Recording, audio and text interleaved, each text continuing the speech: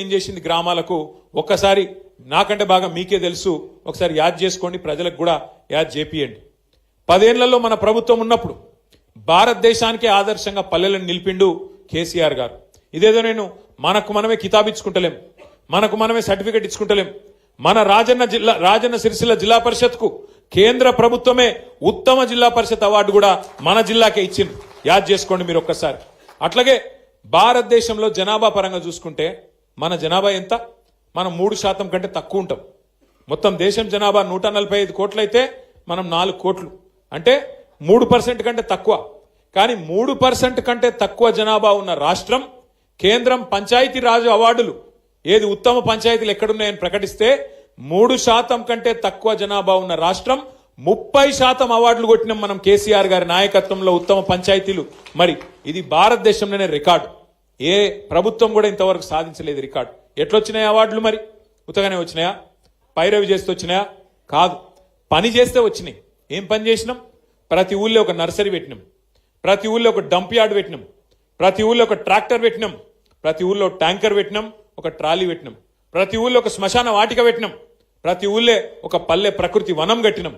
ప్రతి ఊరికి ఒక ప్రణాళిక, మన ఊరు మన ప్రణాళిక అనే ఒక ఆలోచన తీసుకొచ్చి ఎవల నిధులెన్ని ఎవల విధులేంది అని డిసైడ్ చేసి నెల నెల టంచన్గా మనకు ఫైనాన్స్ కమిషన్ నుంచి వచ్చే పైసలు బ్రహ్మాండంగా గ్రామ పంచాయతీలకు అందజేసినాం.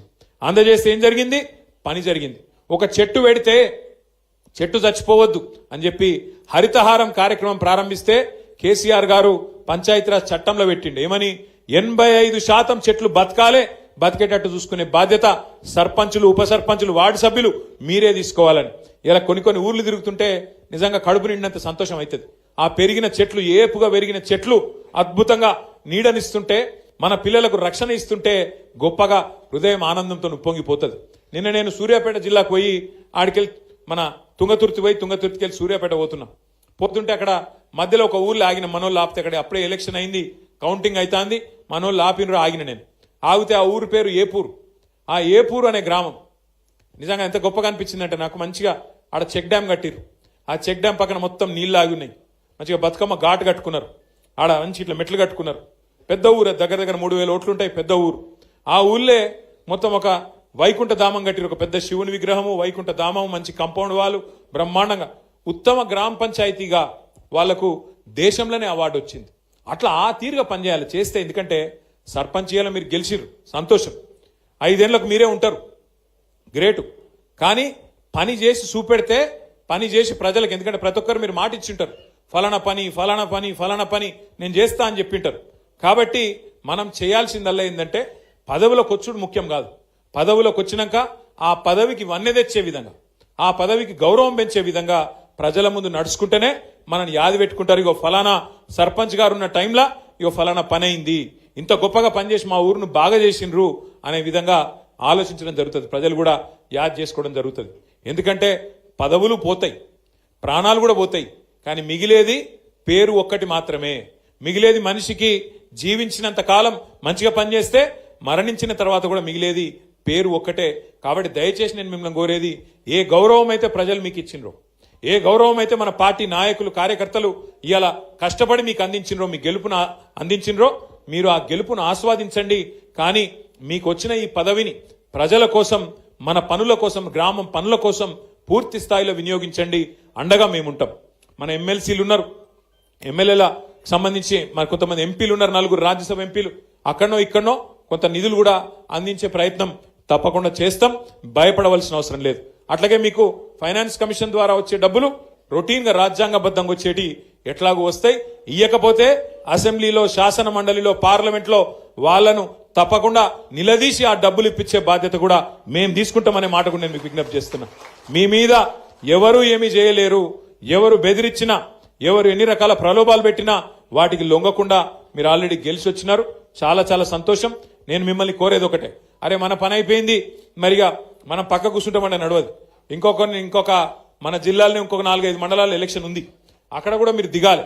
మీ చుట్టాలో, దోస్తులో, వాళ్ళో వీళ్ళు ఉంటే మన పార్టీ నాయకులు గెలిచేటట్టు. ఎందుకంటే ఒక్కొక్కరు ఎలక్షన్లు ఎంత కష్టపడ్డారో మీకు తెలుసు, మీ ఎలక్షన్లు ఎంత తనలాడిరో మీకు తెలుసు. కాబట్టి అక్కడ మనోళ్ళు కూడా కొట్లాడుతున్నారు 17 తారీఖు రోజు. వాళ్ళు కూడా గెలిచేటట్టు మీరు కూడా మరి వేడి నీళ్ళకి సన్నీళ్ళు సాయం అన్నట్టు కొంత సాయం చేయండి. అవసరమైతే ఒక రోజు ఒక పూట అడిదికి పోయిరాన్రి.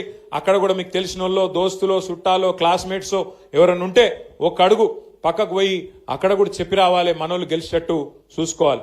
ఎందుకంటే పెద్దలు ఒకటే చెప్తారు, ఎక్కడ పోగొట్టుకున్న దాన్ని మళ్ళీ అక్కడనే దేవులాడుకోవాలి. మనకు అధికారం పోయిందని బాధ లేదు, అధికారం పోయిందన్న బాధ ఏం లేదు. సరే వేములవాడలో మీకు తెలుసు, పాపం 4 సార్లు ఓడిపోయింది ఆయన అని చెప్పి ఆయన ఏడుచుకుంటా తిరిగితే ఏదో 4 ఓట్లు వేసిరు. ఆయన ఏం పెద్ద మేయారిటీతో నేను గెలవలే, తిప్పి కొడితే ఎంత 12,000 14,000 ఓట్ల మేయారితో గెలిచిండు. ఆయనేమో పెద్ద దానికేదో చాలా గొప్ప ఇది లెక్క. తెల్లారులేస్తే కేసీఆర్ గారిని తిట్టుడు, తెల్లారులేస్తే కేసీఆర్ను అట్లా ఇంత మాట అంత మాట అనుడు. గది కాదు కదా గెలిపించింది నిన్ను. శాతనైతే మాకంటే ఎక్కువ పని చేసి చూపెట్టు, శాతనైతే మాకంటే ఎక్కువ చెయ్యి.